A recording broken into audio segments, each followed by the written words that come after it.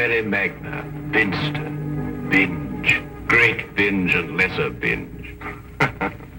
Amazing. What's amazing? The names of our English villages, Watson. What foreigner reading these could ever think of us as stiff and sober-minded people? Lippery Cross, Birrer Crags, Bird Cherry Brook and Birding Piece Place, Burlston Junction. When do we go? Go where? To Burlston Manor, Burlston, Sussex. Whatever led you to believe that I'm interested in Sussex, Burlston, or Burlston Manor? No doubt you saw the account of the rather gruesome murder of Squire John Douglas. Quite so. The case has interesting features. But at the moment I'm more interested in the fly fishing possibilities in the neighborhood of Burlston. Ah, that would be the Arun. Runs within 2 or 3 miles of the manor house. What manor house? Burlston, the home of the late Squire Douglas. Oh, yes, I remember. I believe he was quite a fisherman. The moat is 40 feet wide. 40 feet wide? Well. Good Lord. He could probably fish from his bedroom window. And when the drawbridge is raised, the place becomes an island. 4 hours after the bridge is raised, the body of Squire Douglas is found in his study with half his head blown off. That should appeal to you. Fishing seems a safe business by comparison. Do you row a boat? A boat? For fly fishing? Have you ever fished before? Does this look like the equipment of an amateur? Odd word. Which? Equipment. All the fishermen I've ever known talk about their tackle. What do you deduce from that, Holmes? Obvious. Your fishing friends either lack experience or vocabulary. We deep-sea fishermen are in the equipment class. None of your nasty little bundles. Yes, that gaff is far more suitable for a shark than a trout. Do you really think so? No good for trout? Well, it depends what trout you're after. Oh, yes. Well, we must carry a tape measure.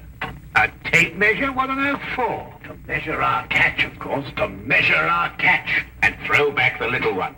A good rule in life, Watson. Always remember to throw back the little ones. Do you think our prey will count as a big one or a little one? Well, hardly as big as Squire Douglas lying dead in his castle, surrounded by his moat. Holmes, you've been analyzing this case. Well, you know, I haven't got enough data yet for analysis, really. Do you think it could be an accident? What, with a sawn-off shotgun? And the triggers of both barrels wired together? Murder, eh? Yes, possibly. What do you mean by possibly? Don't sit there, man. That may be opportunity knocking. Oh.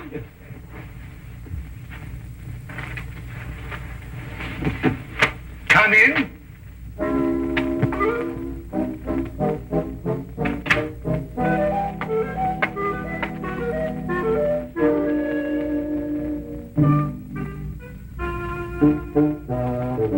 Mr. Sherlock.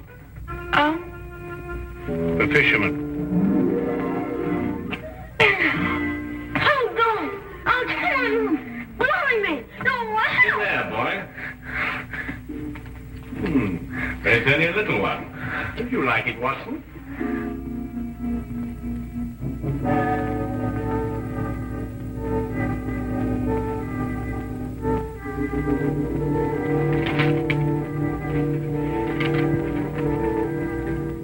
Would appreciate your view. Intriguing affair. Burlstone Manor. Signed, Inspector McLeod. Ha! Police English, for I'm utterly baffled. Oh. Yeah, where is it? Where's what? Well, the tape measure, of course. Where is that tape measure? Holding the fiddle ties together, sir. Fiddle? Violin case, boy. Oh, tell me, Watson, how are we off for trains? Trains? Ah, yes. Now, let me see. Burlston. Yes, now, that would be the West Sussex Littlehampton Bognor line. Now, there's a 10:15. Now, that doesn't stop. Of course, it's a 12:3. That will get us in at 4:2 or 4:7. I say, I'd forgotten, actually. So you can't remember whether it's 42 or 47. Come, Watson, you're slipping. Blimey. Does it keep all the times in his head? Where else, of course? We are a nation of railway pioneers, my boy. Like a great many Englishmen before him, Dr. Watson restricts his reading to the Bible, the Times, and Bradshaw's Railway Guide to the British Isles. Here, boy. Man of the March Hares, that's what you two are.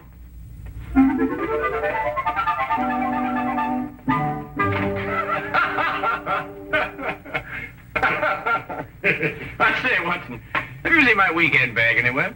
I suspect it's under the stairs. Mrs. Hudson got very tired of seeing it lying about. Oh, good. Well, that means it hasn't been unpacked anyway. I assume not. Excellent. Then everything is ready. Oh, be a good fellow, would you, and dig out that bag and put it in the cab along with that tackle. Why? Aren't you going to be here? I have a little reading to do. Pick me up at the British Museum Library, say half an hour before the train leaves. Now, look here, Holmes. This is no time to go reading. You'll miss the train. I cannot vouch for the punctuality of Dr. Watson or the reliability of the company's steam engines, but I, for one, propose to be at Boylston Halt at 4:02 p.m. precisely.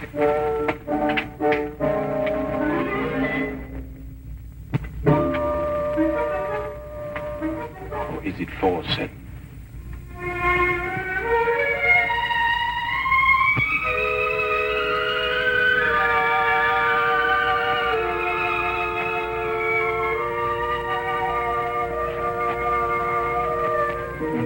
It was a nice piece of work, if I say so myself. The entire story hung on a spider's thread. A spider's thread? Exactly. It sounds interesting, Inspector. Now perhaps you'll start at the beginning. Simply stated, the castle, as you see, has a moat. And when it's up, as it was at the time of the murder, it's a sealed fortress. Who was in the castle at the time of the crime? The murdered man's wife, Mrs. Douglas, and a foreign friend, John Morell. Just those two? And the servants. But we've been able to rule them out completely. And from your description of the house, it would have to be one of them. Either Mrs. Douglas, or this friend of hers, Morell, or both of them. They tried to make it appear as though someone had broken into the house and then dived through the windows to swing the moat. But you disproved it. Completely. How? I'll tell you when we get there. This murder weapon. A sawn-off shotgun, I believe. An odd weapon, that. And a foreign gun, too. 3 letters on the barrel. P-E-N. Aha. A larger P with a flourish over it, followed by a smaller E and N. That's right. The Pennsylvania Small Arms Company, the famous American firm. That's perfect. That's all I need. You mean you need additional evidence? Well, Mr. Holmes, every little helps, you know. Then your case against Morell is not complete. It's complete as far as... How did you know Morell is the murderer? How did you know? He has to be. Why? He's the only one who could be. Suppose I were to tell you that Morell is not your murderer. How do you know? Yes, Holmes. How do you know? Why didn't you arrest him? Well, he doesn't act like a murderer. He's too self-confident, eh? That's right. Seems to be daring him to arrest him. Yes. How do you know all this? Holmes, do you know this man Morell? Fascinating. Fascinating. The case has suddenly assumed the most astounding proportions and the most astonishing challenge, Watson.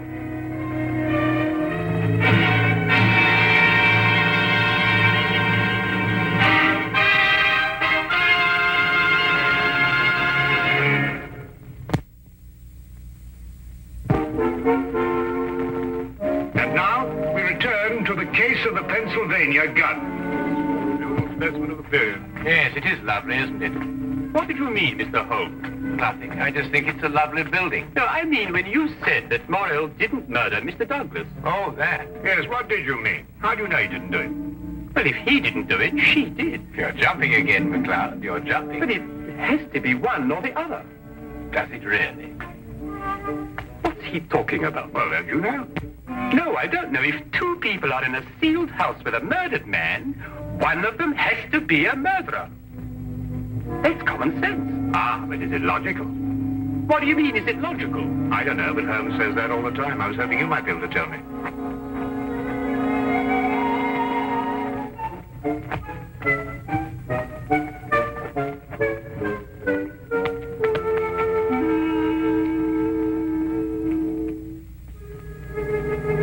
He hasn't been moved. That's just the way we found him last night. Watson? Of course, death was instantaneous. I should say so. The charge was not fired directly into the face, as the newspaper's account had it. Uh-huh. I'd say the blast came from below, and that the gun was almost vertical. Excellent, Watson, excellent. May I see this shotgun, McLeod? Holmes, look at this. Good Lord. Wait, it's a brand like cattle. Well, how old would you say it was? Have you got your glass there? Yes. Thank you.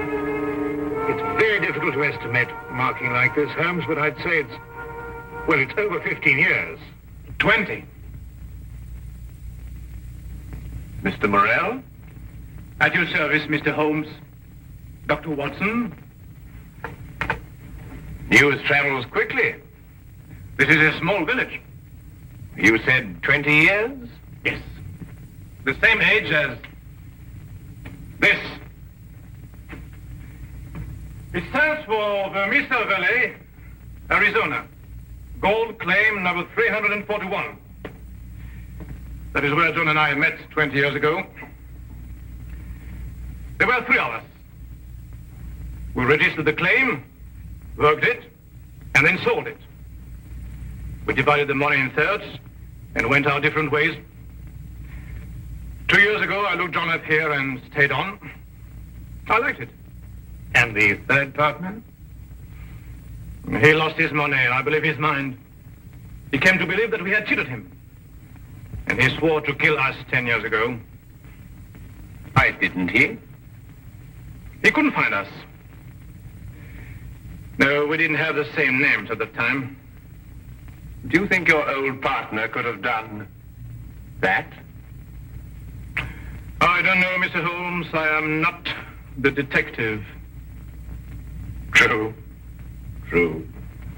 Well, we must bear that in mind.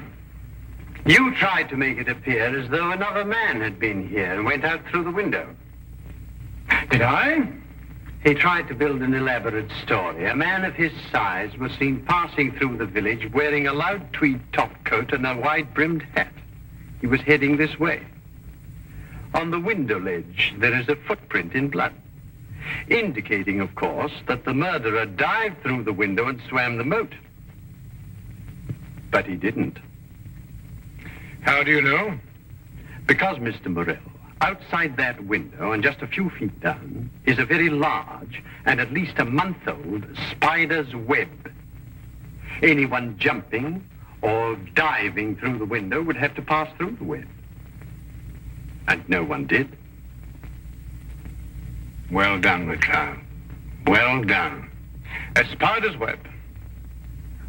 The English police have the most amazing allies, I must say. Now that you have made your deductions, Mr. MacLeod, exactly what do they mean to me? For the moment, nothing. But I suggest you do not leave the castle grounds. And if I try to live?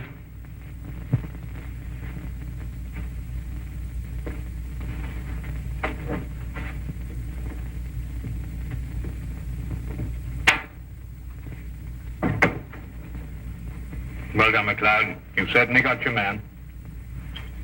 But I'm not rushing in to make any arrest. I'm going to make sure the case is iron cast. You're very wise. And what's the motive? Revenge for the Miss Valley affair? I've got to go a bit careful there, Doctor. If you ask me, it's a case of, cherchez la woman. Oh, what's he? Oh, Mrs. Douglas? Well, you know how these things are, Doctor, between us, men of the world. We know how a situation like this can... Oh, of course. Of course.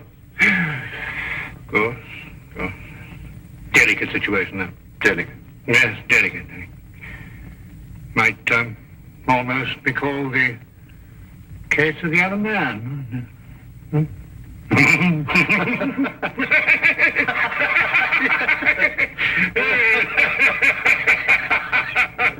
The other dumbbell. Who? Not who, what. What? That's right, what. What are you talking about? That. There's only one dumbbell. One dumbbell.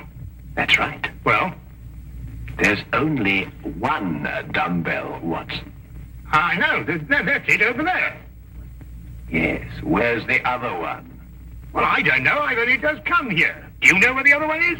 What difference does it make? Well, that's right. Yes, what difference does it make? Maybe there is only one dumbbell. One dumbbell? But they come in twos. Perhaps he only had one. Watson, do you mean to tell me that you can stand there, surrounded by all these athletic trophies, and suggest to me that such a man would only use one dumbbell? Well, what difference does it make? Yes, what difference does it make? Huh. Well, if you two are convinced that you can solve the case with the aid of a convenient spider, I'm going fishing. You're what? Oh, you're going fishing. He's brought his tackle. Why? To catch fish. Then I take it you're satisfied with my analysis of the crime. Find the dumbbell. Hang the dumbbell. You can't hang him until you find him. Who? The man who took the dumbbell.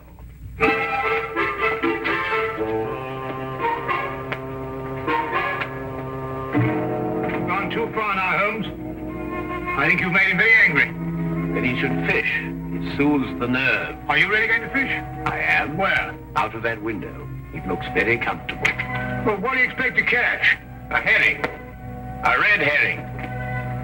I have the tape measure, Watson. To measure a red herring? To measure the big red herrings. The little ones I plan to throw back. Holmes, you're up to something. I am. What? Would you like to help? Of course. Well, look. Take the good inspector down to the local pub and keep him there for at least an hour. While you fish for red herring? At the moment, I'm fishing for bait. I don't know what you're talking about, but I'll do it. Good. Remember, 1 hour. I may enjoy myself in the local and stay too.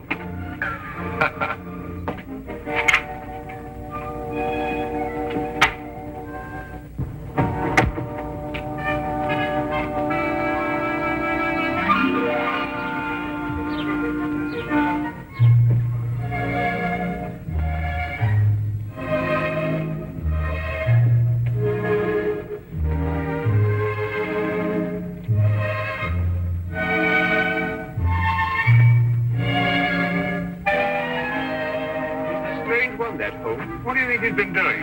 There's no guessing with him. For all we know, he may really have been fishing. Perhaps we should have given him more time. He's been an hour. That's all he asked for. Yes, that's right enough. Inspector McLeod? Hello, Sergeant. Have you seen Mr. Holmes? I certainly have, sir. What's wrong? You know the staircase in that room? Huh? Mr. Holmes was sliding down them banisters. He was what? That's right, sir. Sliding down the banisters he was. Well, he was probably investigating something. Probably. Well, let's ask him. There must be some reason behind it. Good afternoon, gentlemen.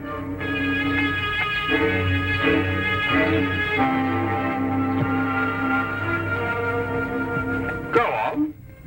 Ask him. Ask me what? Well? What have you been doing while we were away? Well, first I fished, Huh? and then I slid down the banisters. I told you. Why? Why not? Huh. And you, Inspector McLeod, are going to drain the moat. I'm going to what? Drain the moat. Empty it right down to the bottom. I can't do that. That's a major engineering job. Don't you realize that's a real river that runs round the house? Well, in that case, don't drain the moat, but tell everyone you're going to. And then what? Then we'll all meet back here in an hour's time. And see if we can find somebody pulling something out of the moat. Exactly. What? Red herrings. As mad as a March hare.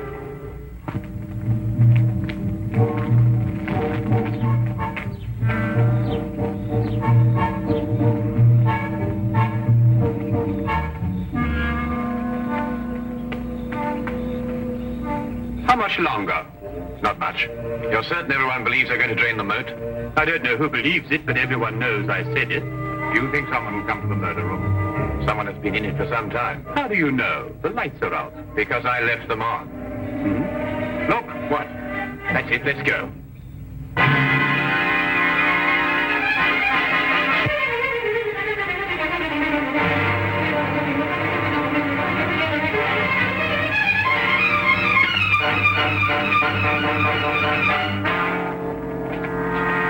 Oh, excuse me. What are you using for bait?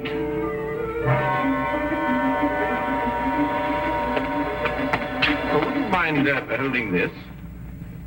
Thank you.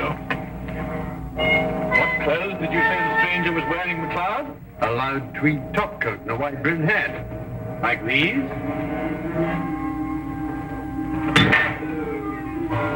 The dumbbell. Holmes, how did you know? When you're working near water, Watson, and a heavy object has disappeared, you may conclude, until you can prove otherwise, that it has been used to prevent some object from rising to the surface. All right, Morell. You're under arrest for the murder of John Douglas. It is my duty to warn you that anything you say may be taken down and used in evidence... No, McLeod. You haven't got it at all. What?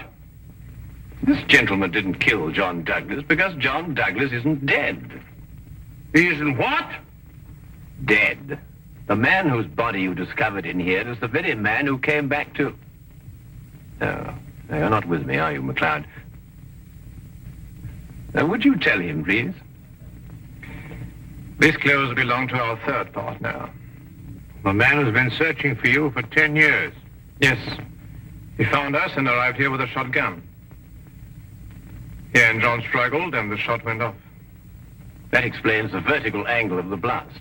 In the ensuing struggle, the gun went off. I heard the report and ran down immediately. I timed it from your room.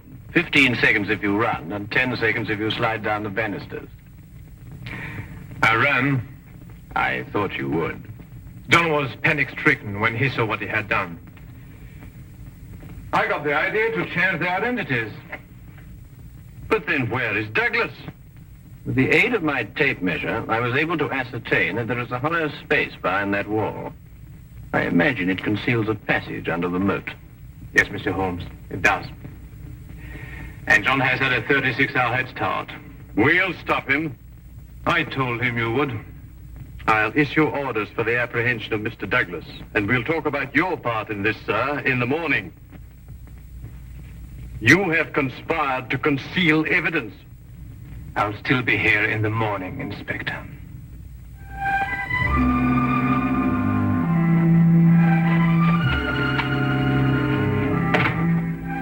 A very brilliant piece of deductions, Mr. Holmes. An excellent application of applied psychology. I haven't been tricked many times in my life. You must remember that the next time you become involved with murder. And you can now continue your fishing in a more normal manner. Fishing? No, I don't care for it, really. Unless it's deep sea, of course. Yes. But in the absence of an ocean in the immediate vicinity, I think we'd better start back Baker Street immediately. Well, now, there's a 9:13 or a 10:23. The 10:23 will hold us on the Tunbridge quite a while.